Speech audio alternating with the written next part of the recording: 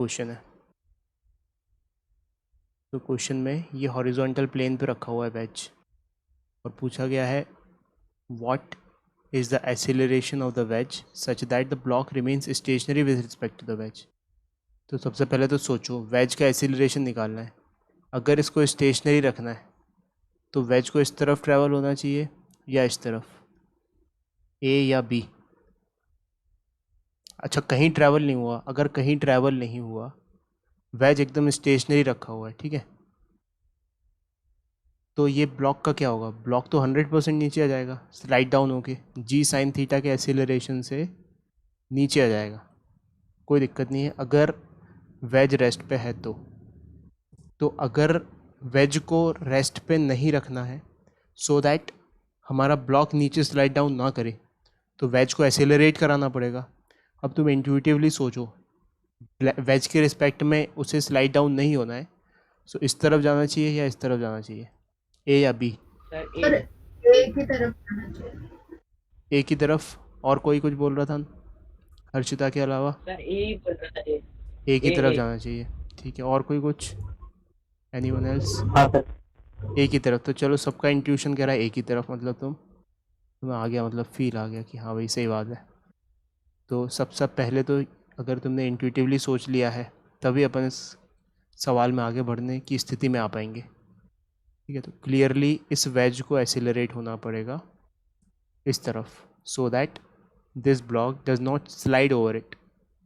अच्छा, अब कोई आदमी, अगर इसका एक्सेलरेशन ए बोल देते हैं, ठीक है, तो अब कोई आदमी बाहर खड़ा होगा तो उसको ये ब्लॉक कहाँ जाता जाता हुआ दिखाई देगा, आगे जाता हुआ दिखाई देगा। लेकिन इस वेज के रिस्पेक्ट में तो अभी ये ब्लॉक एग्जैक्टली उसी पोजीशन पे है, ठीक है। तो ग्राउंड के रिस्पेक्ट में तो ये भी एक्सेलरेट कर रहा है। लेकिन अगर कोई आदमी मान लो सपोज वेज पे बैठ जाए तो उसको तो ये कम्प्लीटली रेस्ट पे दिखेगा। ये बात समझ में आ रही है? So with respect to wedge ये तो ग्राउंड है और ये पर्सन जो है जो कि वेज पे बैठा हुआ है। So with respect to wedge देखते हैं अपन। With respect to wedge, wedge एक एक्सीलरेटिंग फ्रेम है, सो कुछ ध्यान में रखना पड़ेगा एफबीटी बनाते टाइम। सो वेज के रिस्पेक्ट में हमने इस ब्लॉक का एफबीटी बनाया है ना, इसको लिख देते हैं, गोला बना देते हैं क्योंकि आसानी से बन जा रहा है वो स्क्रीन पे। तो ये ब्लॉक है एम, ठीक है। तो इस पे अब लगने वाले फोर्सेस कौन कौन से होंगे? एक तो एम जी लग रहा होगा, कोई दिक्कत नहीं है। एक इधर नॉर्मल रिएक्शन लग रहा होगा, कोई दिक्कत नहीं है। और अब क्योंकि ये एक्सीलरेटिंग फ्रेम है, यहाँ पे एक सूडो फोर्स लगना पड़ेगा इस ए के अपोजिट डायरेक्शन में। सो एक एडिशनल फोर्स सूडो फोर्स लगाएंगे जिसका मैग्नीट्यूड होगा mass of the block and acceleration of the frame. अब यहाँ पे जो आदमी बैठा है उसने ये 3 फोर्सेस मार्क करे हैं यहाँ पे। क्यों? क्योंकि ये एक्सीलरेटिंग फ्रेम है, मॉडिफाई करने के लिए सूडो फोर्स लगाना पड़ेगा। This is what I want to highlight. अब इस आदमी को ये जो बॉडी है ये रेस्ट पे दिख रही है, इक्विलिब्रियम पे दिख रही है ना। तो इसका नाम अपन बोल देते हैं गुल्लू। तो गुल्लू को ये बॉडी रेस्ट पे दिख रही है क्योंकि गुल्लू भी तो एक्सीलरेट हो रहा है उसके साथ। सो गुल्लू के लिए ये बॉडी इक्विलिब्रियम पे है। So for Gullu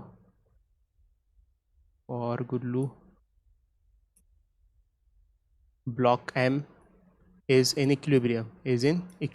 so net force zero होना चाहिए। बस फोर्सेस बैलेंस करने हैं बस। तो गुल्लू ने बनाया इसका एफबीडी यहाँ पे फिर से अच्छे से दिख जाए ताकि। चाहिए मैं बार बार बना देता हूँ एक ही डायग्राम को बार बार, तो ये तो इसलिए बना रहा था कि तुम्हारे दिमाग में क्लियर हो जाए पिक्चर। एग्ज़ाम में ऐसा नहीं करोगे, नहीं तो एक सवाल को करने में ही 1 घंटा लगा दोगे ना। तो प्रैक्टिस करोगे तब तुम्हारी स्पीड बढ़ेगी वहाँ पे। मैं अभी तुम्हारी स्पीड नहीं बढ़वाना चाहता हूँ, अभी मैं तुम्हें कॉन्सेप्ट समझाना चाहता हूँ, इसलिए बार बार बता रहा हूँ। फाइनली जब तुम प्रैक्टिस करते टाइम इसको सॉल्व करोगे तो ये जो क्वेश्चन दिया ना यहाँ पे बस इसी डायग्राम पे सॉल्व कर दोगे। ये मैंने 1 बनाया, 2 बना दिए, तीसरा भी बना दिया, चौथा बना दिया, 5वीं बार फिर बना रहा हूँ। तो ये इसलिए ताकि तुम्हारे घुस जाए भेजे में बात। ऐसे करना नहीं है ना। तो यहाँ पे एम जी और यहाँ पे एम ए, ठीक है। और ये एंगल ऑफ इंक्लिनेशन है थीटा। सो इसके अलॉन्ग रिजॉल्व कर लेते हैं। नॉर्मल तो ऑलरेडी रिजॉल्व है ही, एम जी और एम ए को भी रिजॉल्व कर लेते हैं, ठीक है।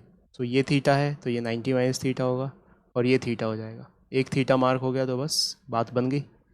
इसको रिजॉल्व किया सबसे पहले mg को, सो ये वाला आ जाएगा mg साइन थीटा, और इस डायरेक्शन में क्या आ जाएगा mg कॉस थीटा।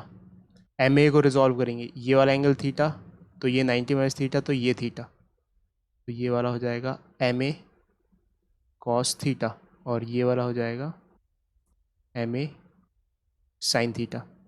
सबको सिंक्रोनाइजेशन में जा रही है ये बात। तो इसका मतलब क्या है, इसका मतलब ma कॉस थीटा और mg साइन थीटा बराबर होने चाहिए, और नॉर्मल और दीज टू फोर्सेस का सम बराबर होना चाहिए। ठीक है, तो हमें तो केवल ए की वैल्यू से मतलब है, तो इन दोनों इक्वेशन को इक्वेट करके बात बन जाएगी, इन दोनों को इक्वेट करके। तो ये लिखना चाहो तो लिख सकते हो नॉर्मल की वैल्यू, लेकिन पूछी नहीं है क्वेश्चन में। लेकिन जो सवाल में पूछा है उसमें बस upward force is equals to downward force, so ma cos theta is equals to mg sine theta. तो यहाँ से m से m कट गया, a की वैल्यू क्या आ गई, कॉस थीटा उस तरफ गया तो sine theta by cos theta will become tan theta, so a is equals to g sine theta. यही सवाल में पूछा था कि एसिलरेशन कितना होना चाहिए उसका, सो दैट ये इक्विलिब्रियम पे बना रहे गुल्लू के लिए। तो कितने से एसिलरेट करना पड़ेगा, इसको एसिलरेट करना पड़ेगा जी टेन थीटा से। ये बात समझ में आ रही है? Yes sir.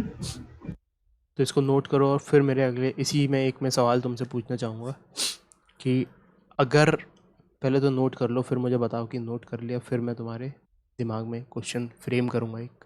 बताओ कि अगर एसिलरेशन एग्जैक्टली जी टेन थीटा से हो रहा है तो उसको वो रुका हुआ महसूस होगा। जो यहाँ पे अपना गुल्लू है, अगर एसिलरेशन जी टेन थीटा हो गया तब तो ये रुका हुआ महसूस होगा, ना नीचे जा रहा होगा स्लाइड कर रहा होगा, ना ऊपर जा रहा होगा इस गुल्लू के लिए। ठीक है, लेकिन अगर acceleration G sine theta G tan theta से ज़्यादा हो गया, acceleration of this block this wedge is greater than G tan theta, तब ये जो ब्लॉक है ये गुल्लू को कहाँ जाता हुआ दिखाई देगा? क्या अभी भी रेस्ट पे दिखाई देगा, या नो सर। कैसा दिखाई देगा?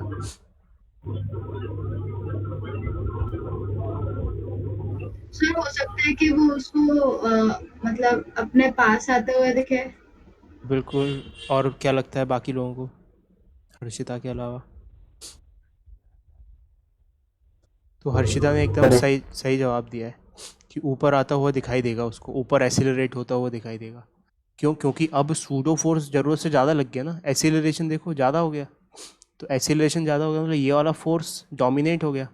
जो हम एफ में ये वाला फोर्स मार्क कर रहे हैं इसका मैग्नीट्यूड बढ़ जाएगा। अब तुम इस प्लेन के नज़रिए से देखो, ये जो प्लेन है इसमें ये वाला फोर्स उसको ऊपर ले जाने के लिए ज़्यादा जिम्मेदार है, तो इसलिए ये ऊपर चल देगा। और कॉमन सेंस की बात है, अगर तुम मैथमेटिकली भी नहीं सोच पा रहे हो तो कॉमन सेंस से सोचो कि ज़्यादा एसिलरेट कर दे तो ऊपर आता हुआ दिखाई दे जाएगा। ठीक है, अच्छा, और कम से एसिलरेट किया तो a is less than G sine theta, वो उससे दूर जाएगा। तब फिर नीचे स्लाइड होता हुआ दिखाई दे जाएगा। ठीक है, तो ये जस्ट मैं तुम्हारे इंट्यूशन को हिट करने के लिए बता रहा हूँ। इसका मतलब ये तो फील खुद से ही हो रहा होगा ना, इसलिए। अब एक और क्वेश्चन करते हैं, let's move to the next question. A cart is moving, a cart is moving towards right, towards right, with constant acceleration,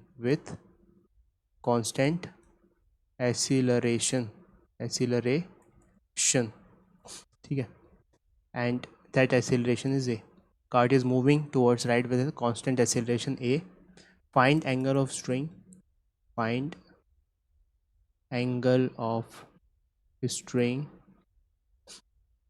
with the vertical and tension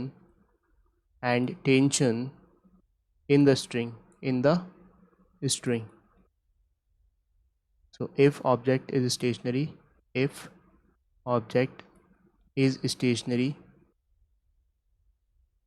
with respect to the cart, ठीक है। तो एक minute के लिए ज़रा इस question को विराम दो और जो मैं यहाँ पे एक सवाल तुमसे पूछना चाहता हूँ, वो सिचुएशन क्या है उसको उस पर अभी आएंगे अपन। जस्ट मैं एक सवाल तुमसे इंट्यूटिवली पूछना चाहता हूँ कि ये कार्ट है, ठीक है, और यहाँ पे एक पेंडुलम लटका हुआ है, ठीक है। तो अगर कार्ट रेस्ट पे है तो वो एकदम वर्टिकली नीचे लटका रहेगा, लेकिन अगर कार्ट इस तरफ एक्सेलरेट होना शुरू हो गई तो अब मुझे बताओ कि ये जो पेंडुलम का बॉब है ये ऐसा शिफ्ट होगा या ऐसा शिफ्ट होगा, ए डायरेक्शन में सर शिफ्ट होगा या बी में? सर ए में। ए में शिफ्ट होगा, है ना? क्यों? अब तुम फील कर पा रहे होगे, क्योंकि इसके रिस्पेक्ट से देखा जाए यहाँ पे कार्ट पे बैठ के तो सूडो फोर्स इस डायरेक्शन में लगेगा। सूडो फोर्स इस डायरेक्शन में लगा कि यानी कि फिर उसने उसको ऊपर उठा दिया लेफ्ट हैंड साइड, ठीक है। तो ये इंट्यूटिव है। तो सिचुएशन क्या है आप समझते हैं कि एक कार्ट है जो मूव कर रही है राइट में विथ कांस्टेंट एक्सीलरेशन ए, ठीक है।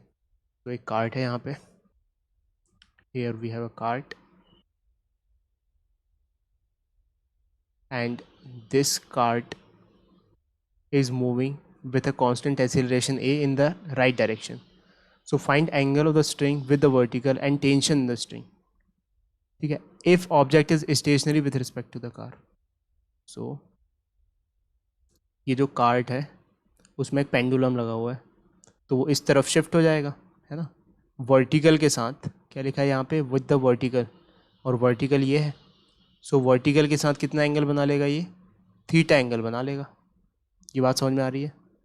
सो थीटा एंगल बना लेगा ये वर्टिकल के साथ। तो हमें बताना है सबसे पहले तो ये थीटा क्या होगा और इस टेंशन में, इस स्ट्रिंग में टेंशन कितनी होगी। दो चीज़ें बतानी है हमें, ठीक है। तो बहुत ही आसान सा सवाल, अगर गुल्लू अंदर बैठा हुआ है, दिस इज़ अवर गुल्लू, तो इसको ये तो रेस्ट पे जैसे लटका हुआ, तिरछा लटका हुआ दिखाई देगा और रेस्ट पे दिखाई देगा इसको, लेकिन अब ये नॉन इनर्शियल फ्रेम में।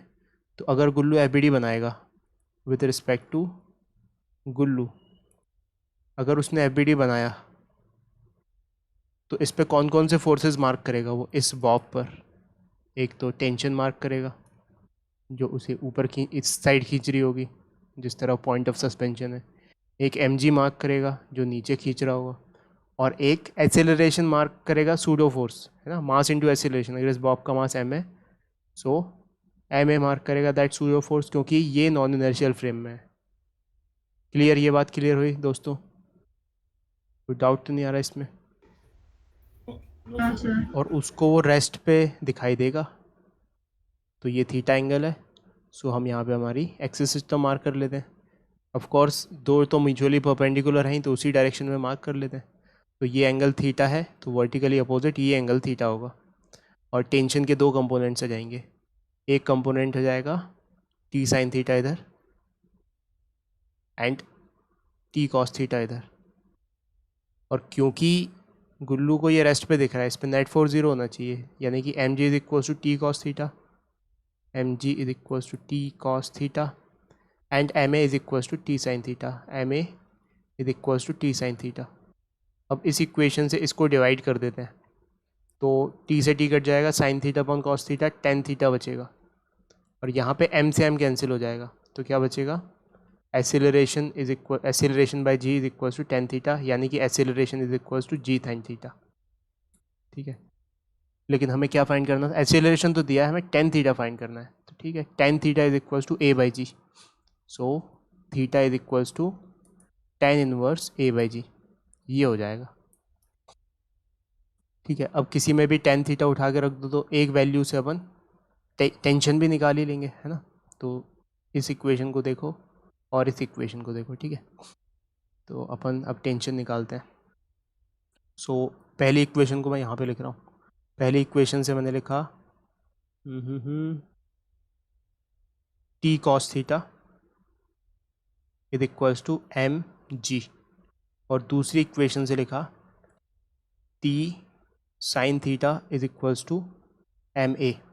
अच्छा, जब कॉस थीटा और साइन थीटा ऐसे दिए हो ना तो फिर स्क्वायर करके ऐड कर दो तो वो 1 हो जाता है, यानी कि मैंने इसका स्क्वायर किया और इसका स्क्वायर किया, दोनों साइड स्क्वायर कर दिया और फिर ऐड कर दिया।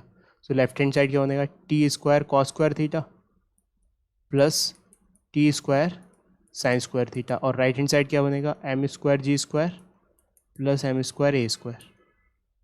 फिर यहाँ से टी स्क्वायर कॉमन, तो sine square theta plus cos square theta that is 1 is equals to यहाँ से एम स्क्वायर कॉमन, तो G square plus A square. तो टी की वैल्यू लिखेंगे रूट लगा के M into root of G plus A, ठीक है। तो ये आंसर हो जाएगा। क्वेश्चन में स्मॉल एम गिवन था कि इसका मास स्मॉल एम है, इट वाज गिवन। तो ये सवाल समझ में आया सूडो फोर्स का कॉन्सेप्ट। तो pseudo force is nothing but एक एडिशनल फोर्स निकल के आ गया, वही एफबीडी वगैरह सब तरीका वही है, बस एक एडिशनल फोर्स लग गया है।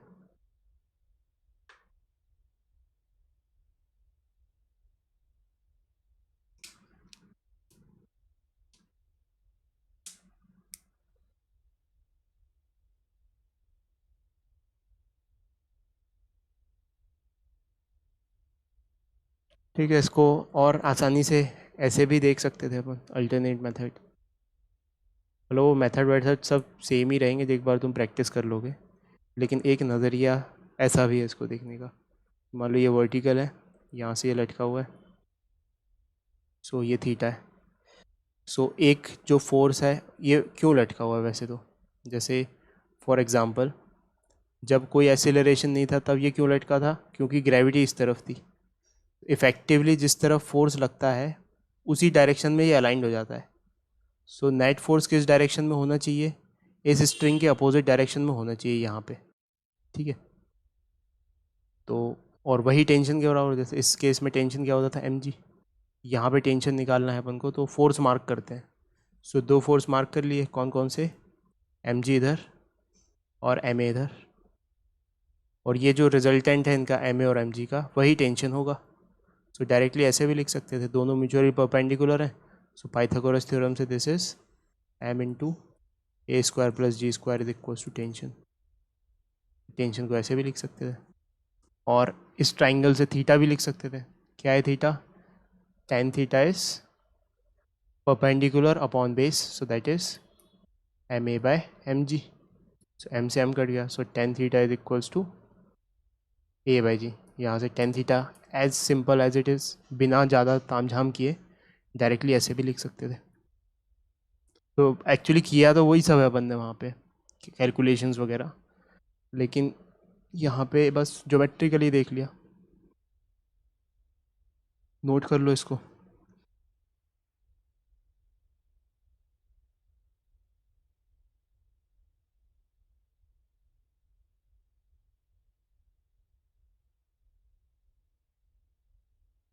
सर कर लिया मैंने। ठीक है, अब नेक्स्ट क्वेश्चन पे मूव करते हैं। हाँ सर। अब इसमें तुम अपना खुद से दिमाग लगाना, मैं 2 मिनट का टाइम दूंगा तुम्हें, और फिर मैं बताऊंगा करना क्या है। तो एक इंक्लाइन प्लेन है ना, एंगल ऑफ इंक्लिनेशन थीटा है, और कार्ट इस पे इंक्लिनेशन पे जा रही है ना, और उस कार्ट के अंदर वही सिचुएशन है कि एक बॉब लटका हुआ है, ठीक है। So find tension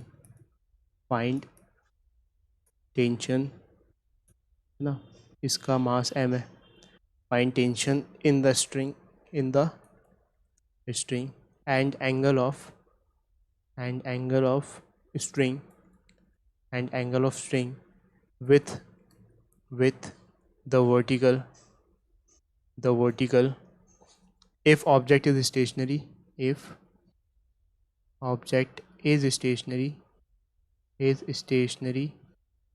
with respect to the cart। तो ये वर्टिकल है, इससे हमको एंगल बताना है, ठीक है।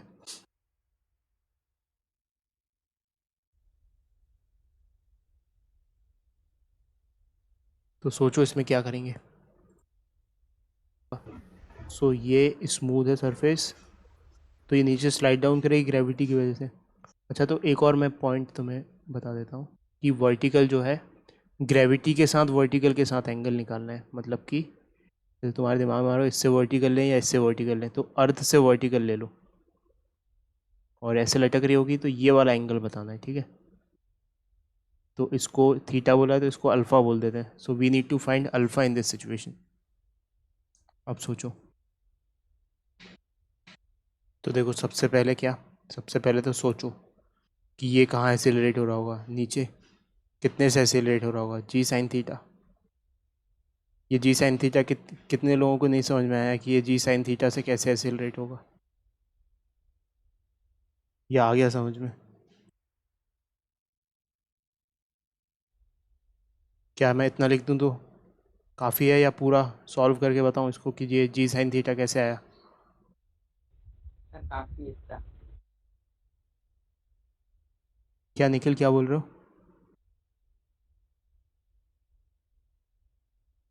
काफी है सर, आ काफ़ी गया है। समझ में कैसा है। हाँ, तो अब तुम्हारा फ्लो बन गया होगा, प्रैक्टिस करते करते तुम्हें समझ में आ गया होगा कि इंक्लाइन प्लेन पे अगर कोई नीचे जा रहा है कोई, तो वो जी साइन थीटा से ही जाता है अगर स्मूथ इंक्लाइन प्लेन है तो।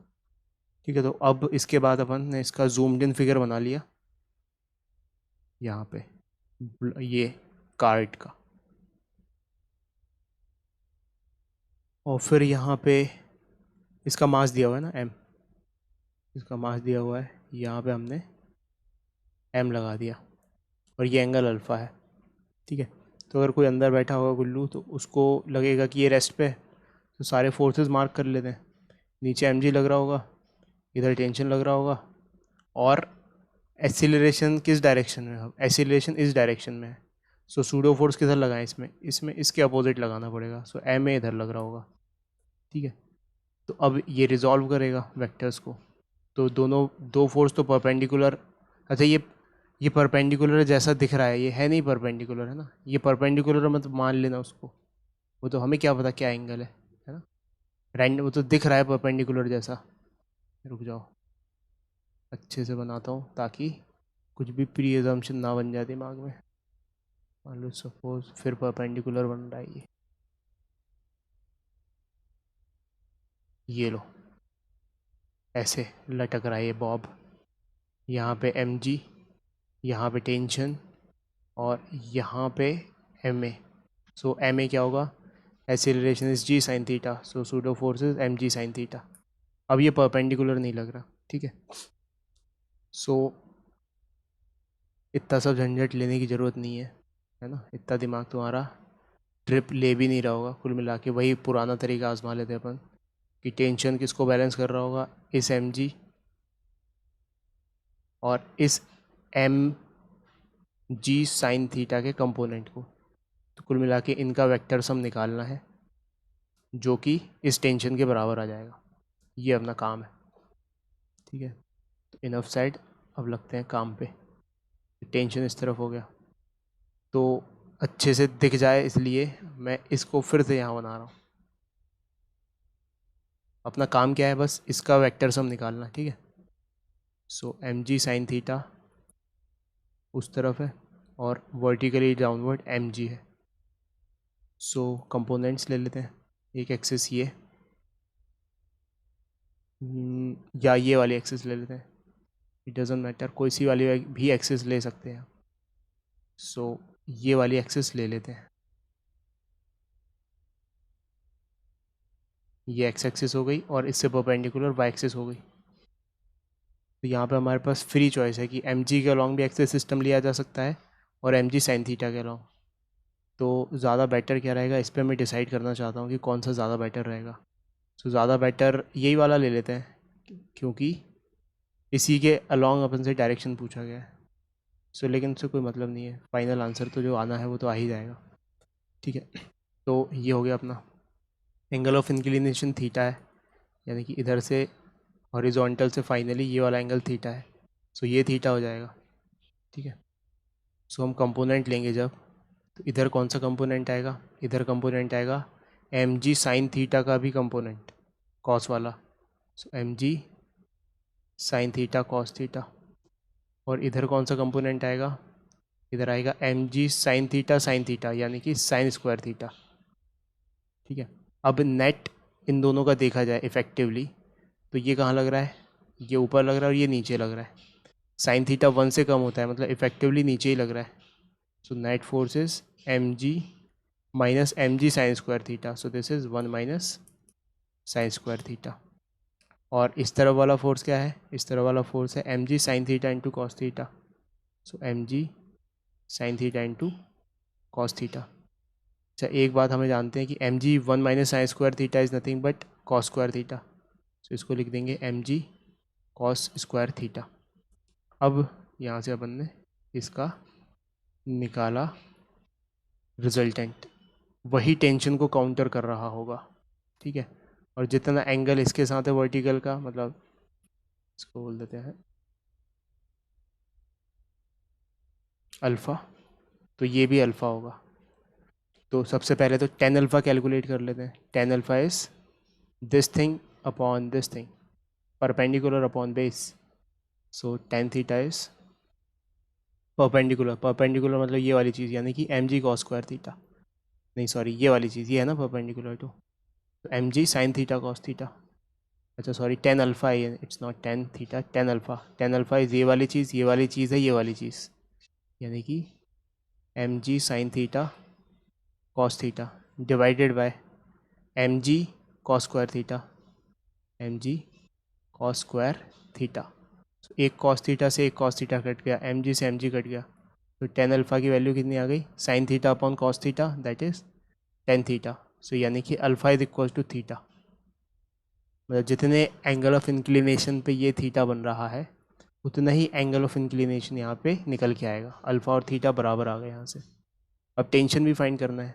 टेंशन कैसे फाइंड करें, रख दो यहाँ पे कि टेंशन इज़ दिस, और टेंशन को काउंटर ये वाला फोर्स कर रहा है, तो ये बराबर होंगे।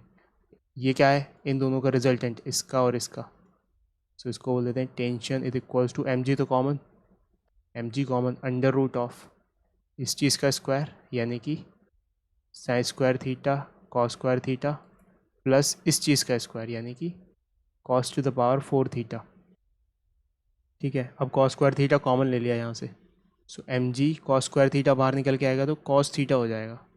अंडर रूट के अंदर क्या बचा, यहाँ से sine theta, sign square theta, और यहाँ से कॉस स्क्वायर थीटा, तो sine square theta plus cos square theta 1 हो जाता है। सो टेंशन की वैल्यू आ गई एम जी कॉस थीटा। तो दोनों आंसर आ गए, अल्फ़ा थीटा के बराबर और tension M G cos theta के बराबर। एक बार फिर से पूरी प्रोसेस एक बार कि हमने कहा चलो ये एंगल ऑफ इंक्लिनेशन अल्फ़ा पे इंक्लाइंड है, और इस पे इस मास पर दो फोर्सेस लग रहे हैं, एक तो एम जी नीचे साइड और एक एम जी साइन थीटा का सूडो फोर्स उस तरफ। अब इन दोनों का जो रिजल्टेंट आएगा वही टेंशन मिलके बनाएगा, लेकिन क्योंकि ये परपेंडिकुलर नहीं है ये दो हरे वाले फोर्स, तो हमने एक इनको अलग से मार्क कर लिया कि एम जी साइन थीटा को यहाँ मार्क कर लिया और एम जी को यहाँ मार्क कर लिया। अब हमारा उद्देश्य क्या है, हमारा उद्देश्य है कि इनका रिजल्टेंट निकालना। सो ये तो परपेंडिकुलर जो सिस्टम माना है हमने उसके अलॉन्ग है एम जी, लेकिन ये अलॉन्ग नहीं है, तो इसके कंपोनेंट्स ले लिए, कंपोनेंट्स ले लिए, और फिर उसके बाद हमने इस एक्सिस सिस्टम को यहाँ पे लिखा। सो एम जी बड़ा है और M G sine square theta छोटा है। क्यों छोटा है, क्योंकि साइन स्क्वायर थीटा की वैल्यू 1 से कम होगी, ठीक है। सो 1 से कम है यानी कि एम जी से कम है M G sine square theta. So नीचे की साइड कितना फोर्स आया यहाँ पे, M G 1 minus sine square theta, ठीक है। और यहाँ पे बचा हुआ ये जो फोर्स है वो नोट कर दिया। अब इन दोनों का ही तो रिजल्टेंट देखना था। इफ़ेक्टिवली ये जो फोर्स है यहाँ से जो हमने शुरुआत की थी, ये यहाँ से और यहाँ से, वो फाइनली ये आ गया हमारे पास। तो हमने कुछ नहीं किया, बस परपेंडिकुलर सिस्टम में रिजॉल्व कर लिया उसको। अब इसके बाद अल्फ़ा वही एंगल होगा जो टेंशन बना रही होगी वर्टिकल के साथ, तो अल्फ़ा इसमें मार्क कर लिया ज्योमेट्रिकली। टेन अल्फ़ा क्या होता है, perpendicular upon base. So perpendicular, देखो ये M G cos square theta actually में ये वाला डंडा है, और M G sine theta cos theta ये वाला डंडा है, यानी बेस क्या हुआ, बेस हुआ M G sine theta cos theta. इसलिए टेन अल्फ़ा को मैंने लिखा है, उल्टा बोल दिया मैंने, परपेंडिकुलर हुआ M G sine theta cos alpha, तो ये परपेंडिकुलर है, और बेस हुआ ये M G cos square theta, यहाँ पे लगा दिया। वहाँ से आ गया tan theta is equal to tan alpha. Tension कैसे निकालें, दो फोर्सेज हैं अपने पास, उनका वेक्टर सम लेना है, ये और ये दोनों एक दूसरे से परपेंडिकुलर है, तो अंडर रूट लगा के A square plus B square कर दिया, तो M G sine theta tension आ गया। कितने लोगों को ये समझ में आया सवाल? आ गया सर। आ गया? ऐसा सवाल आएगा कर लोगे? हाँ, मतलब और प्रैक्टिस करेंगे ऐसे क्वेश्चन पर। हाँ सर वो ठीक है, नोट कर लो इसको, फिर नेक्स्ट क्वेश्चन सॉल्व करेंगे। आ जाते हैं। सो राइट डाउन नेक्स्ट क्वेश्चन। हमारे पास कुछ ऐसी सिचुएशन है, एक इंक्लाइन प्लेन है और उस पर ब्लॉक रखा हुआ है। ब्लॉक का मास है 5 kg, ठीक है, और ये वाला एंगल ऑफ इंक्लिनेशन है 37 डिग्री, और ये वेज एक्सेलरेट करना शुरू कर दिया राइट डायरेक्शन में 10 मीटर पर सेकेंड स्क्वायर से। So find acceleration of the block with respect to the wedge and contact force between the block and the wedge। तो हमें क्या करना है इस सिचुएशन में? सबसे पहले तो एक गुल्लू यहाँ बैठा हुआ है। विथ रिस्पेक्ट टू वेज का मतलब कि हमेशा एक जिसके भी विथ रिस्पेक्ट टू बात की गई है उस ऑब्जेक्ट पर एक आदमी बिठा दिया करो। विथ रिस्पेक्ट टू वेज का मतलब है वेज के नज़रिए से। वेज के नज़रिए से मतलब कि वेज पे बैठ के कोई देख रहा हो, तो यहाँ गुल्लू बिठा दो जो इसको देख रहा है, ठीक है। तो इस गुल्लू को कितनी तेज़ी से ये एक्सेलरेट करता हुआ दिखाई देगा, ये हमें बताना है, ठीक है। और फिर दूसरी चीज़ क्या बतानी है? ये पहली चीज़। दूसरी चीज़ बतानी है कि contact force between block and the wedge, तो इनके बीच में जो नॉर्मल रिएक्शन होगा वो कितना होगा ना। ये सरफेस स्मूथ है, कोई फ्रिक्शन नहीं है। फ्रिक्शन पड़ेंगे तब आएगा फ्रिक्शन। तो अब बताओ ज़रा, थोड़ा सा दिमाग लगा के क्या करोगे? तो देखो यहाँ पे क्या करना है कि हमको एफबीडी बनाना है। किसका एफबीडी बनाना है? जिसका एक्सेलरेशन निकालना है। तो इसका एक्सेलरेशन निकालना है, तो इसका एफबीडी बनाना शुरू करेंगे अपन। विथ रिस्पेक्ट टू वेज, ये ब्लॉक है यहाँ पे, ऐसा बना दिया ब्लॉक, ठीक है। इस पे सारे फोर्सेस मेंशन कर दिए। नीचे लग रहा होगा mg, धरती से mg से खींच रही होगी अपनी तरफ ब्लॉक। ये जो इंक्लाइन प्लेन है, तो इंक्लाइन प्लेन इसको धक्का मार रहा होगा ऊपर की तरफ, ठीक है। और क्योंकि ये सिस्टम एक्सेलरेट हो रहा है तो फोर्स किस तरफ लगेगा? सूडो वाला इस तरफ, जिसका मैग्नीट्यूड वो क्या होगा? 5 × 10, सो दैट इज़ 50 न्यूटन। अच्छा, ये भी 50 न्यूटन होगा क्योंकि mg इज़ 5 × 10, g को 10 ले लिया, तो ये भी 50 न्यूटन। 50 50 50, ठीक है। तो अब इंक्लिनेशन के मुताबिक अपन देखेंगे कि क्या सिचुएशन है। तो अगर तुम्हें ऐसे थॉट आ रहे हो कि 50 स्क्वायर प्लस 50 स्क्वायर नॉर्मल के बराबर हो जाएगा, तो गलत थॉट आ रहे हैं। किसी को ऐसा थॉट आया क्या? आ ही रहा होगा 100%, क्योंकि मैं ही पढ़ा रहा हूँ ना। तो यहाँ पे ऐसा ये नॉर्मल आया, तो नॉर्मल की वैल्यू 50√2 लिखने की इच्छा हो रही हुई, लेकिन ऐसा नहीं लिखेंगे क्योंकि वहाँ पे एक्चुअली क्या हो रहा था। देखो, पुरानी जो सिचुएशंस थी उसमें टेंशन ऐसा डेवलप हो रहा था कि वो इसके अलॉन्ग के डायरेक्शन में ही लग रहा था, लेकिन यहाँ पे तो नॉर्मल का डायरेक्शन फिक्स है ना। टेंशन का डायरेक्शन फिक्स थोड़ी था, वहाँ पे टेंशन तो अलाइन हो जा रहा था जिस भी डायरेक्शन में रिजल्टेंट आ रहा था। यहाँ ऐसा नहीं है, यहाँ पे टेंशन अलाइंड, नॉर्मल अलाइन नहीं हो पा रहा है क्योंकि ये डायरेक्शन तो फिक्स्ड है।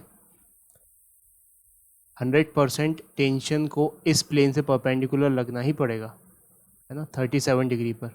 वहाँ तो टेंशन शिफ्ट हो जा रहा था, फिर एंगल निकाल रहे थे अपन। यहाँ तो एंगल फिक्स्ड है, तो मैथमेटिकली ऐसा नहीं करना है। यहाँ पे ये करना गलत हो जाएगा कि हमने 50 और 50 को 50√2 करके नॉर्मल के बराबर कर दिया, क्योंकि वो उसके परपेंडिकुलर डायरेक्शन के अगेंस्ट है वो, है ना। असलियत में देखोगे, अगर एकदम परफेक्टली ज्योमेट्रिकली बनाओ अगर मैं, तो तुम्हें समझ में आ जाएगा। ये एंगल 37 डिग्री लगभग, यहाँ पे पार्टिकल है, यहाँ पे लग रहा है नॉर्मल रिएक्शन, यहाँ पे सॉरी mg लग रहा है 50 न्यूटन का, यहाँ पे सूडो फोर्स लग रहा है 50 न्यूटन का। तो ये 50, ये 50, तो इसका जो डायरेक्शन है 50 और 50, वो प्लेन से परपेंडिकुलर आ जाएगा। ठीक है। कुछ गड़बड़ तो नहीं कर दी। 50 न्यूटन 5 किलो, 50 50 50√2 और नॉर्मल रिएक्शन की वैल्यू। सो एक्सीडेंटली डायग्राम हर बार वैसे ही बन रहा है। तुम एक कॉन्ट्रास्टिंग एग्जांपल देखो। अच्छा, वैसे इतना सब सोचने की ज़रूरत नहीं है। अपन जब रिजॉल्व करेंगे उसे दो म्यूचुअली परपेंडिकुलर वेक्टर्स में, तो तुम्हारे दिमाग में सवाल उठेगा ही नहीं वो। लेकिन अगर उठ जाए तो इसलिए फिर अपन को उसका आंसर भी पता होना चाहिए। सो यहाँ पे एंगल ऑफ इंक्लिनेशन है, ठीक है। और ये दो फोर्सेस मैंने ऐसे मार्क कर दिए। सो इनका रिजल्टेंट कहाँ निकल के आएगा? इनका रिजल्टेंट निकल के आएगा ऐसा कुछ। अब जो नॉर्मल रिएक्शन है वो तो इस वाले सरफेस से परपेंडिकुलर, ये जो डैश सरफेस बना है ना उससे परपेंडिकुलर है। तो ये ऐसा कुछ खिंचेगा यहाँ पे, ये एंगल 90 डिग्री है। तो देखो ये वाला जो एंगल, ये वाला जो फोर्स है, ये इसके अपोजिट थोड़ी आ रहा है।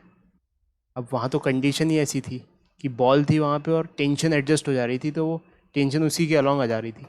यहाँ पे ऐसा नहीं है, तो 50√2 मत कर देना। सो ये तो जस्ट एक कॉन्ट्रास्टिंग एग्जांपल। अगर ऐसा दिमाग में नहीं चल रहा है तो कोई दिक्कत नहीं है। हमें तो क्या बस एक्सीलरेशन निकालना है इसका, किस डायरेक्शन में एक्सीलरेशन होगा, या तो इस तरफ या तो इस तरफ। तो हम 100% एक म्यूचुअल परपेंडिकुलर एक्सिस को मानेंगे और दूसरी म्यूचुअली परपेंडिकुलर एक्सिस उससे परपेंडिकुलर होगी सरफेस से जिसके अलॉन्ग पे नॉर्मल आ रहा है। ठीक है, ठीक है। यहाँ पे कहने का मतलब कि अगर डायग्राम बनाया कि तो हो सकता है इन दोनों का रिजल्टेंट इसके अलॉन्ग आ जाए, नॉर्मल के अलॉन्ग ना आए। सो वहाँ नहीं सोचना अपन को 50√2 के बारे में। अब हमारा काम बच गया बस रिजॉल्व करने का। सो रिजॉल्व करते हैं। ये तो ऑलरेडी रिजॉल्व है, बहुत बढ़िया। ये 37 डिग्री है, सो ये 53 डिग्री होगा। ये 53 डिग्री है तो ये 37 डिग्री होगा। ये 37 डिग्री है तो ये 53 होगा और ये 37 होगा। तो एंगल्स मार्क कर लिए।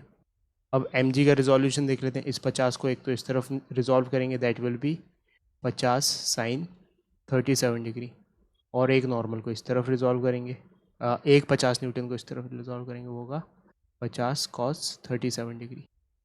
ठीक है, फिर आई इसके रिजोल्यूशन की बात, सूडो फोर्स के रिजोल्यूशन की बात। तो along the incline plane that will be 50 cos 37 and perpendicular to the incline plane 50 sine 37। अब एक्सीलरेशन किस डायरेक्शन में? एक्सीलरेशन इसका इस डायरेक्शन में। तो इसका मतलब ये दोनों मिलके ऐसा इफेक्ट जनरेट कर रहे होंगे कि एक्सीलरेशन हो जाएगा। अगर ये बड़ा होगा तो उस तरफ एक्सीलरेशन होगा, ये बड़ा होगा तो इस तरफ एक्सीलरेशन होगा। इस परपेंडिकुलर वाले डायरेक्शन में तो कोई एक्सीलरेशन नहीं है। इसका मतलब ये नॉर्मल फोर्स प्लस ये दोनों फोर्सेस का सम बराबर होगा। सो पहले इक्वेशन लिखी हमने, नॉर्मल रिएक्शन का आंसर आने वाला है। Normal reaction is equals to 50 sine 37 degree, 50 sine 37 degree plus 50 cos 37 degree, 50 cos 37 degree. तो जब इसको अपन कॉमन लेंगे 50 कॉमन आ जाएगा। साइन 37 डिग्री होता है 3/5 और कॉस 37 डिग्री होता है 4/5।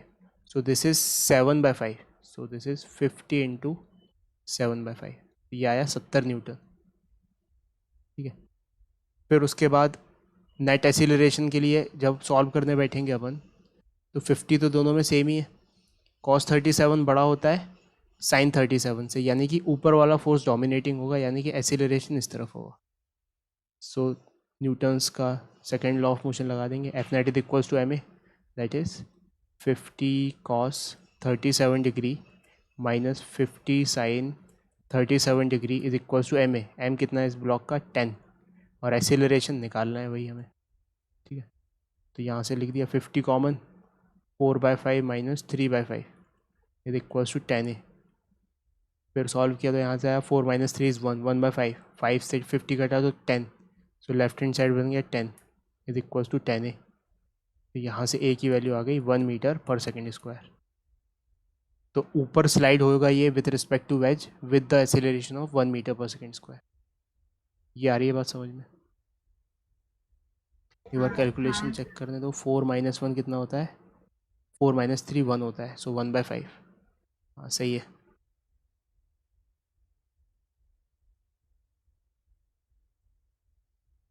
एक मिनट, इसका मास 5 kg है ना, तो यहाँ पे मैंने मास की जगह 10 लिख दिया, इधर 5 करो, यहाँ पे आएगा 5, यहाँ पे आएगा 5, सो यहाँ पे 5 आएगा, सो एक्सीलरेशन 2 आएगा, सो acceleration will be 2 metre per second square.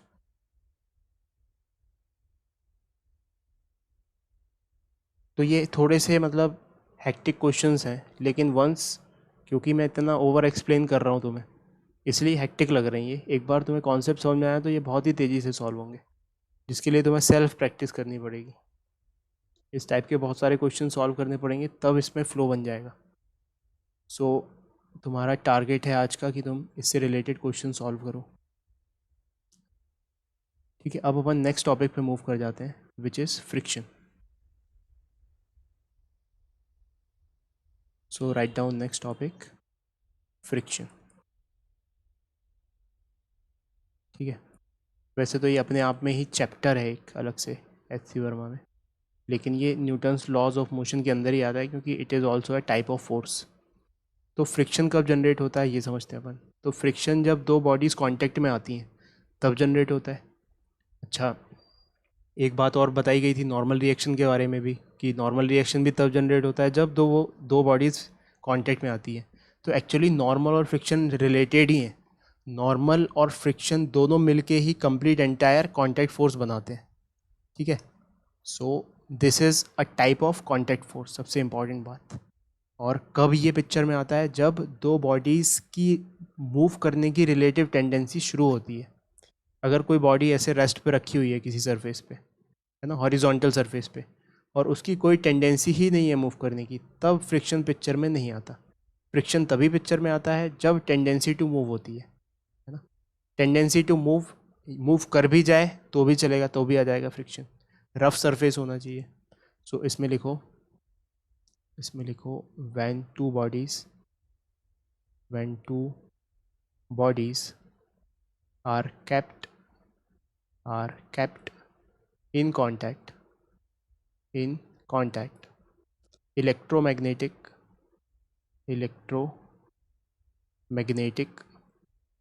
forces act between the molecules at the contact surface,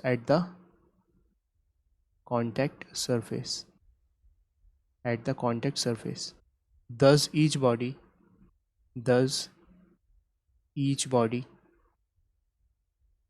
exerts a contact force on the other. ठीक है, so the component of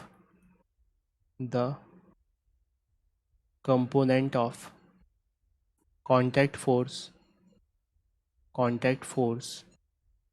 along the contact surface is called friction. ठीक है, तो क्या कह दी गई बात यहाँ पे, कि मान लो सपोज हमारे पास एक सरफेस है, उस पे एक बॉडी रखी हुई है। ठीक है, तो इस बॉडी का सरफेस के कांटेक्ट में आ गया। So there are two contact surfaces.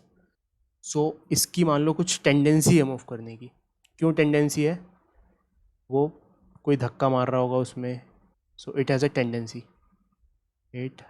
Tendency to move. क्योंकि अगर टेंडेंसी नहीं होगी तो फ्रिक्शन फोर्स कांटेक्ट में नहीं आएगा। या तो कोई धक्का मार रहा होगा, या ग्रेविटी की वजह से वो स्लाइड हो रही होगी इंक्लाइन प्लेन पे, तो कोई भी टेंडेंसी हो सकती है। तो इमेजिन करो कि ये इनफाइनाइटली जूम इन करके हमने देखा, तो क्या हो रहा होगा, ऐसे इंटरलॉक्ड होंगे एक कांटेक्ट सरफेस के पार्टिकल्स दूसरे कांटेक्ट सरफेस से। तो मान लो यहाँ पे सपोज ओवरऑल कांटेक्ट फोर्स इस तरफ लगा, यहाँ पे ओवरऑल कांटेक्ट फोर्स इस तरफ लगा, यहाँ इस तरफ लगा, यहाँ पे कुछ इस तरफ लगा, यहाँ पे इस तरफ लगा। सो हमने नेट सम निकाला उनका, वेक्टर सम। तो लेट्स से वो आ गया अपना कुछ इस तरफ। ठीक है, this is the net contact force, इसको बोल देते हैं अपन C। ठीक है। सो ये पूरे इनफाइनाइट ऐसे फोर्सेस मार्क ना करते हुए हमने केवल एक फोर्स मार्क कर लिया यहाँ पे ना, दैट इज सी। तो अब गौर से देखो, सी का जो परपेंडिकुलर कंपोनेंट होता है, परपेंडिकुलर यानी कि सरफेस से परपेंडिकुलर, वो होता है नॉर्मल रिएक्शन। ठीक है। और जो सरफेस के अलॉन्ग होता है, यहाँ पे क्या लिखा है, the component of contact force along the contact surface, along the contact surface, along यानी कि इस कॉन्टैक्ट सरफेस के अलॉन्ग। तो इसका एक कंपोनेंट एक तो परपेंडिकुलर आएगा सरफेस से और एक अलॉन्ग आएगा। सो वो अलॉन्ग वाला कंपोनेंट होता है frictional force. This is frictional force. हम फ्रिक्शन को नॉर्मली स्मॉल एफ से रिप्रेजेंट करते हैं। ठीक है। ये कॉन्टैक्ट फोर्स है, this is total contact force. और ये क्यों जनरेट हुआ, जो पार्टिकल्स इंटरलॉक कर रहे होंगे उनमें कॉन्टैक्ट फोर्स लग रहा होगा रैंडम डायरेक्शन में, तो उनका सबका इफेक्टिव वेक्टर सम ये हमने यहाँ पे बना लिया। क्योंकि फिजिक्स में हम माइक्रोस्कोपिक लेवल पे डील नहीं करते, हम किस लेवल पे डील करते हैं, मैक्रोस्कोपिक लेवल पे। हमें इफेक्टिव जो असली में फिजिकली चीज़ दिख रही है उस पर डील करते हैं। तो हमें बस इससे मतलब है, इन जो छोटे छोटे फोर्सेज हैं इनसे कोई मतलब नहीं। ऐसे इनफाइनाइट फोर्सेज कहाँ तक लिखते बैठेंगे, है ना। तो ओवरऑल फ्रिक्शन फोर्स इस तरफ आ गया। अच्छा, मैं बार बार ये क्यों बोल रहा हूँ कि it has a tendency to move. अगर टेंडेंसी टू मूव नहीं होगी, if there is no tendency to move, there is no tendency to move, तब जो कांटेक्ट फोर्स है वो पूरा का पूरा किस तरफ आ जाएगा, नॉर्मल की दिशा में ना। कांटेक्ट फोर्स पूरा का पूरा नॉर्मल की दिशा में आ जाएगा और उस सिचुएशन में फ्रिक्शन ज़ीरो हो जाएगा। अगर टेंडेंसी टू मूव नहीं है तो। ये बात समझ में आ रही है, तो इसको नोट करो और फिर मैं इसका मैथमेटिकल ट्रीटमेंट बताता हूँ। तो अब इस डायग्राम पे फोकस करो। ये वाला जो एंगल होता है, ये वाला, इसको अपन बोलते हैं angle of friction. This is theta. Normally हमारे दिमाग में कोई अगर ऐसे बोलता है कि यार एंगल ऑफ फ्रिक्शन क्या होगा, तो हमारे दिमाग में कांटेक्ट फोर्स और फ्रिक्शनल फोर्स के बीच वाला एंगल आता है। लेकिन ये नहीं होता। किस किस के बीच का एंगल होता है angle of friction, contact force और नॉर्मल रिएक्शन के बीच का एंगल। ठीक है। सो अगर मैं अच्छे से डायग्राम बनाऊँ एक बार फिर से, ये बन गया अपना फिर से डायग्राम। ओवरऑल कांटेक्ट फोर्स इस तरफ है, उसको सी बोल दिया। नॉर्मल रिएक्शन इधर है, इसको एन बोल दिया। और फ्रिक्शनल फोर्स इधर है। ठीक है। और ये वाला एंगल थीटा है इस ऐसी सिचुएशन में जहाँ पे फ्रिक्शन लग रहा है। तो हम कहेंगे कि सी को क्या लिख सकते हैं, एन और एफ का vector sum. So C is equals to F square plus N square का अंडर रूट। ठीक है। और थीटा को क्या लिख सकते, tan theta is equals to perpendicular upon base. So tan theta is equals to perpendicular, that is F upon N, ऐसे लिख सकते हैं। Where theta is the angle of friction and it is defined as angle between contact force and the normal reaction. तो ये बात अपन को पता होनी चाहिए और इसमें कभी कंफ्यूजन नहीं होना चाहिए कि एंगल ऑफ फ्रिक्शन और कांटेक्ट फोर्स के बीच में कभी मत चिपका देना। This is naught angle of friction. ठीक है। Angle of friction contact force और नॉर्मल रिएक्शन के बीच में होता है। ठीक है। अब माइक्रोस्कोपिक लेवल पे देखा जाए, सो फ्रिक्शन के रीज़न क्या है, किस वजह से फ्रिक्शन होता है। एक तो इंटरलॉकिंग की वजह से, और जब कोई सरफेस दूसरे सरफेस से टच हो जाता है तो उसके मॉलिक्यूल्स आपस में बाइंड हो जाते हैं मोमेंटरली, तो उस बॉन्डिंग की वजह से। So there are two reasons for friction. So next लिखो, रीजंस फॉर फ्रिक्शन। ठीक है। इसमें फर्स्ट रीज़न है interlocking of extended parts of one object into the extended parts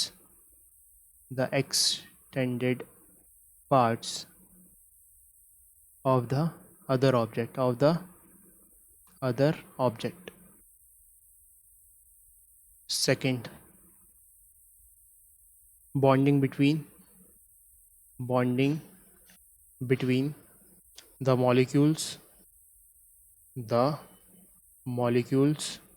of the two surfaces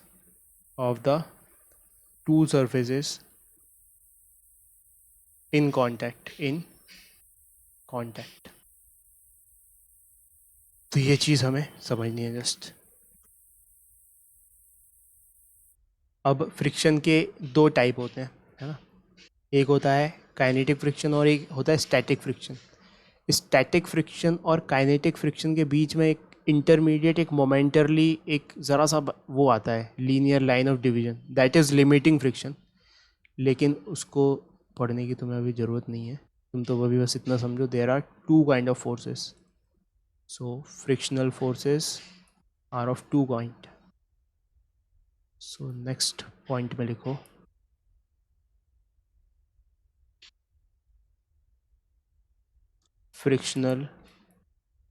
frictional force is of two kind. ठीक है. First is kinetic friction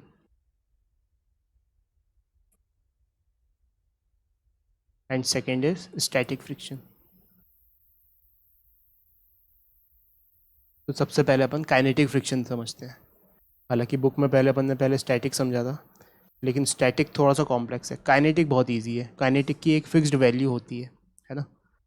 so first लिखो kinetic friction. जब kinetic friction तब picture में आता है जब दोनों बॉडीज एक दूसरे पे स्लाइड करने लग जाए. टेंडेंसी टू मूव तो हो ही और साथ में मूव भी करने लग जाए. So kinetic friction exist between two contact surfaces only when there is relative motion between the two surfaces and it tries to stop the relative motion.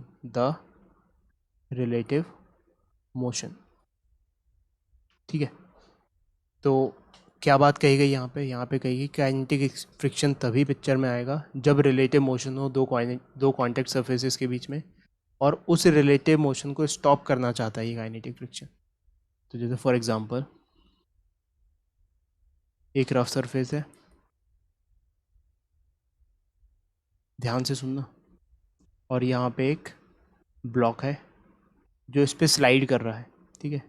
Block का मास है लेट्स से 5 kg और उसकी speed है यहाँ पर 5 metre per second. Constant speed से चला जा रहा है ये. तो हमें बताना है कि भाई फ्रिक्शनल फोर्स किधर लगेगा और कितना लगेगा, किस डायरेक्शन में लगेगा और कितना लगेगा. तो हमने कहा चलो ठीक है बताते हैं. तो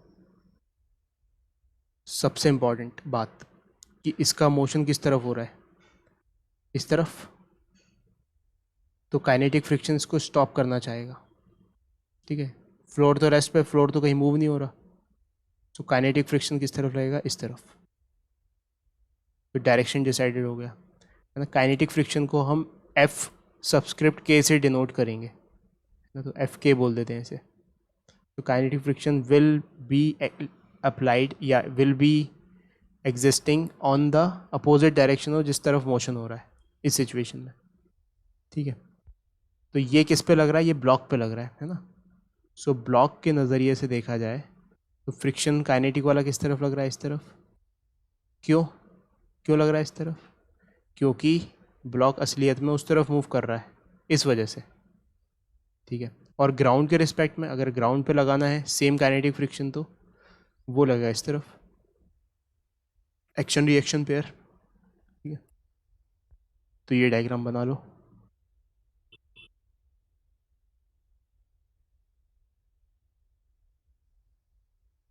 अच्छा, काइनेटिक फ्रिक्शन की वैल्यू फिक्स्ड होती है, वो अभी अपन पढ़ेंगे, दैट इज़ म्यू एन. ठीक है. सो म्यू की वैल्यू लेट्स से अगर इस क्वेश्चन में 0.5 हो जाती तो नॉर्मल रिएक्शन क्या होता, नॉर्मल रिएक्शन mg के बराबर होता. तो 0.5 इंटू 50 दैट इज़ 25 न्यूटन, यानी कि 25 न्यूटन का फ्रिक्शन लगना था। 25 न्यूटन का फ्रिक्शन लगना था, इसका मतलब यहाँ पे भी अप्लाइड फोर्स 25 न्यूटन का लग रहा होता, इसलिए फ्रिक्शन 25 न्यूटन का लग रहा होता। So don't worry about that. मैं कभी कभी क्या ऐसे पॉइंट्स भी बोल देता हूँ जो हम आगे पढ़ने वाले हैं। तो अभी बस मैं तुम्हें केवल इतना समझाना चाहता हूँ, केवल ओनली, कि हम दो बॉडीज़ पे फ्रिक्शन का डायरेक्शन कैसे डिसाइड करेंगे। अगर तुमने ये समझ में आ गया कि फ्रिक्शन इस तरफ है ब्लॉक पर और ग्राउंड पे फ्रिक्शन इस तरफ है, सो माई जॉब इज़ डन। इसके अलावा की जितनी भी चीज़ें हैं वो मैं डिटेल में धीरे धीरे अनफोल्ड करेंगे उसको अपन, ठीक है। तो अगर ये समझ में आया सो नेक्स्ट एग्जांपल पे दिमाग लगाते हैं। बहुत ध्यान से समझना, ये क्लियर हो गया तो कभी डायरेक्शन मार्क करने में हमें कोई दिक्कत नहीं जाएगी। तो यहाँ पे दो ब्लॉक्स हैं, देयर आर 2 ब्लॉक्स, और जिसमें से नीचे वाला ब्लॉक रखा हुआ है ग्राउंड पे, ठीक है। एक ब्लॉक है 2 kg का, एक ब्लॉक है 4 kg का, जिससे कोई अभी मतलब नहीं है अपन को। अपन तो जस्ट अभी फ्रिक्शन का डायरेक्शन मार्क करना चाहते हैं। 2 ग्राउंड से देखने पर 2 kg का ब्लॉक मूव कर रहा है। ये जो मैं मार्क करने वाला हूँ ये सब वेलोसिटीज़, ये विथ रिस्पेक्ट टू ग्राउंड है। तो 2 kg का ब्लॉक किस तरफ मूव कर रहा है, इस तरफ 2 मीटर पर सेकेंड से, और 4 kg का ब्लॉक 4 मीटर पर सेकेंड से इस तरफ मूव कर रहा है। कोई ग्राउंड से देख रहा है तो उन्हें ये पैरामीटर्स दिख रहे हैं। तो अब हमें मार्क करना है फ्रिक्शन के डायरेक्शंस 2 kg ब्लॉक्स किस 4 kg ब्लॉक और ग्राउंड पे। Mark direction of friction on 2 kg block, 4 kg block and the ground.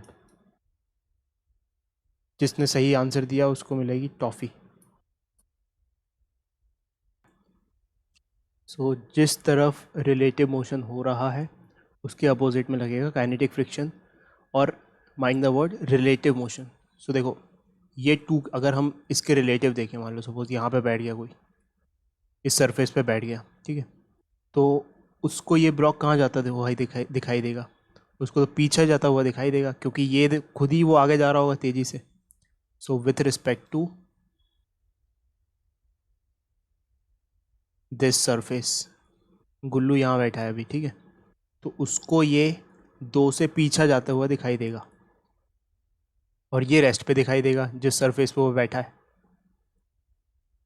तो अगर ये पीछे जाता हुआ दिखाई दे रहा है, रिलेटिव मोशन इसका इस तरफ है, मतलब हम पूरी दुनिया को भूल गए। अगर यहाँ पे फ्रिक्शन देखना है तो केवल और केवल फोकस किया इस ब्लॉक और इस ब्लॉक पे, बाकी दुनिया को भूल गए। क्यों भूल गए दोनों को, बाकी दुनिया को? क्योंकि कांटेक्ट फोर्स तो इन्हीं के बीच में आएगा, ठीक है। तो बाकी दुनिया को भूल गए, मतलब कि इन दोनों के बीच का रिलेटिव मोशन देखा, मतलब एक को रोक दिया। तो इसको रोक दिया अगर, तो ये वाला ब्लॉक तो पीछे जाता हुआ दिखाई देगा 2 से, क्योंकि ये तो 4 से आगे जा रहा है।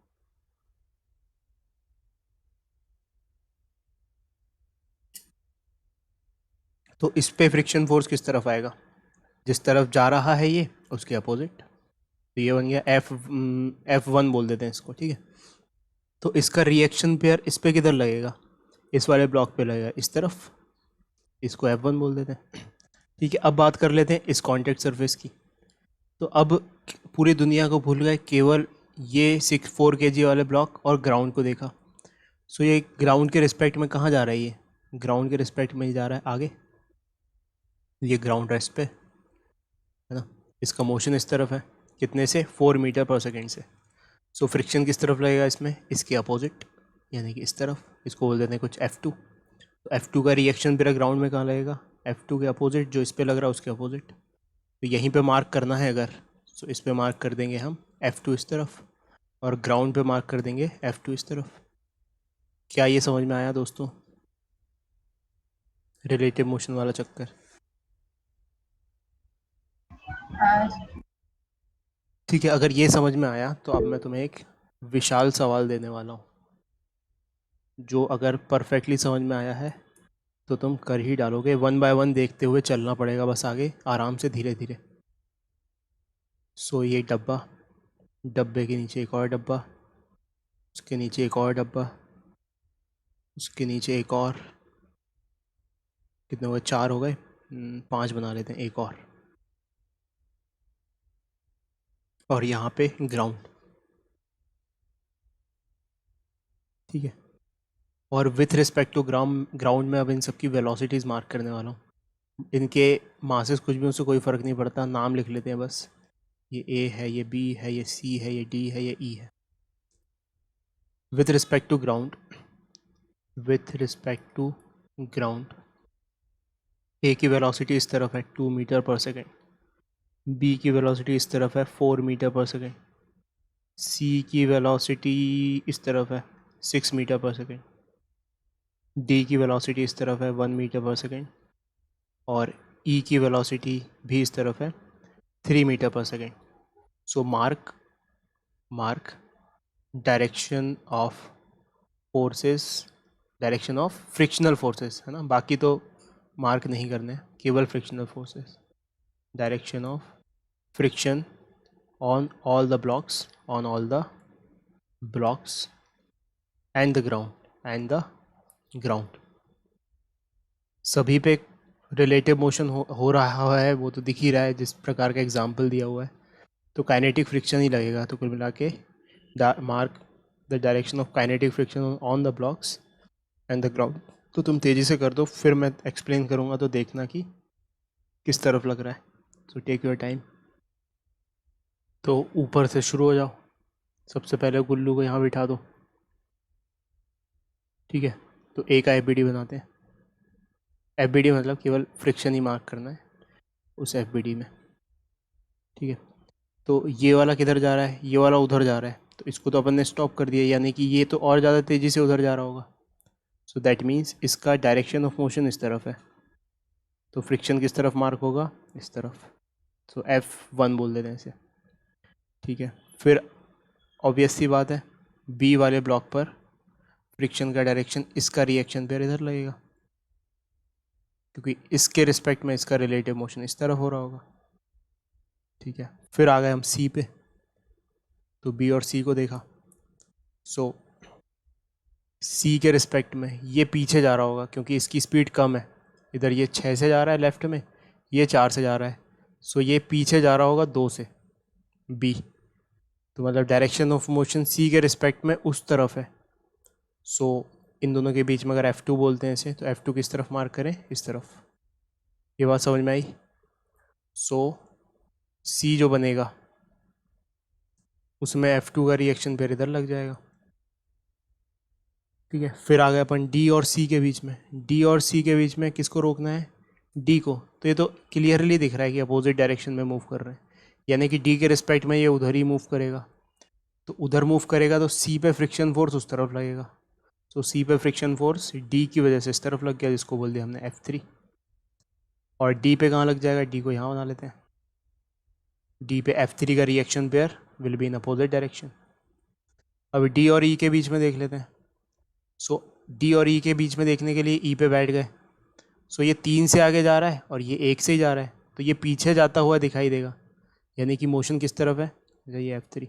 मोशन ई के रिस्पेक्ट में डी का पीछे की तरफ है। सो फ्रिक्शन किस तरफ मार्क करूं, फ्रिक्शन मार्क करूं इस तरफ। ये हो गया F4। फिर ई के लिए कुछ नहीं देखना है, क्योंकि ई का रिएक्शन पेयर कहाँ लगेगा, F4 का रिएक्शन पेयर अपोजिट डायरेक्शन में। सो ई के लिए F4 लग गया पीछे। ग्राउंड के रिस्पेक्ट में देख लेते हैं अब। ग्राउंड के रिस्पेक्ट में ये वाला ब्लॉक, ई वाला ब्लॉक कहाँ जा रहा है, उस तरफ, right hand side. So friction F5 लग जाएगा लेफ्ट हैंड साइड, और F5 का रिएक्शन पेयर ग्राउंड पर लग जाएगा इस तरफ। क्या ये बात समझ में आई?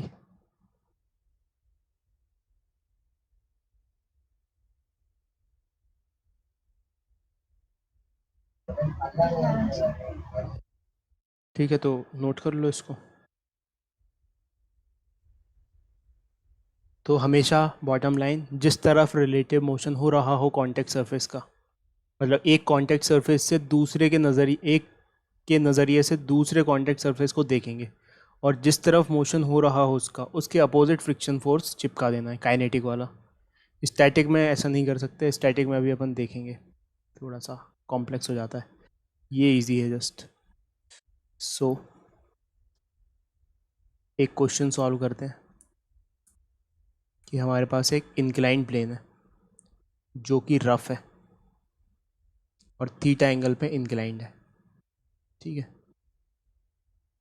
और ये ब्लॉक है जिसका मास है m and the surface on which it is sliding is rough and it is sliding with a constant velocity. Velocity इसकी कांस्टेंट है, ठीक है। तो हमें बताना है कि इस पर कितना फ्रिक्शन फोर्स लगेगा। So block is moving downwards with constant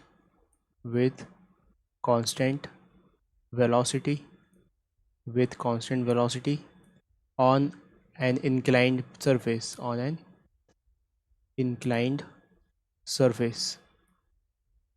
So find force of friction.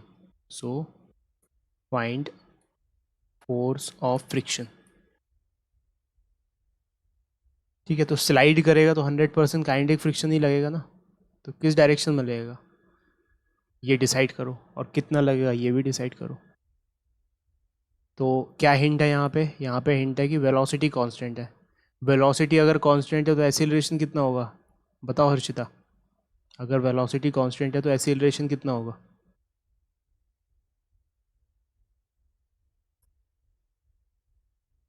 Velocity is constant, so acceleration is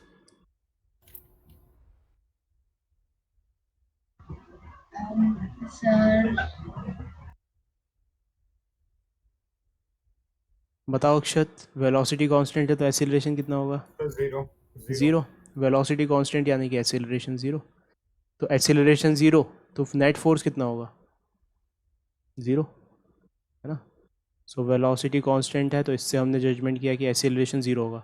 acceleration zero है इसका मतलब कि नेट फोर्स ज़ीरो होगा। इसका मतलब इस डायरेक्शन में मूव कर रहा है ये, तो सारे फोर्सेस बैलेंस हो रहे होंगे इस डायरेक्शन के। सो हमें पता है एम जी इधर लगता है, लेकिन उसका हमें इसी कंपोनेंट से मतलब है। सो एम जी साइन थीटा इधर लग गया। और फ्रिक्शन फोर्स किधर लगेगा, क्योंकि ग्राउंड के रिलेटिव ये वाला ब्लॉक इधर मूव कर रहा है, सो फ्रिक्शन फोर्स लगेगा अपोजिट डायरेक्शन में। सो एफ के इधर लगेगा, और एफ के किसके बराबर होना चाहिए अगर नेट फोर्स ज़ीरो करना है तो? एफ के should be equals to M G sine theta. तो फ्रिक्शन फोर्स कितना हो गया यहाँ पे? M G sine theta. और डायरेक्शन अप द प्लेन। आया, ये समझ में आया? इजी सा सवाल है ना। हाँ सर। ठीक है, अब इसके बाद अपन नेक्स्ट क्लास में पढ़ेंगे और तुम्हें क्वेश्चन सॉल्व करने हैं। और आज का जो होमवर्क है वो एनसीईआरटी से रिलेटेड है। You have to solve NCERT के क्वेश्चंस, एनसीईआरटी क्वेश्चंस एक्सरसाइज। इसको कंप्लीट करना है। कुछ ऐसे क्वेश्चंस आएंगे जो आउट ऑफ सिलेबस लगेंगे तुम्हें, जिसमें सेंट्रीपिटल फोर्स आ जाएगा, ठीक है।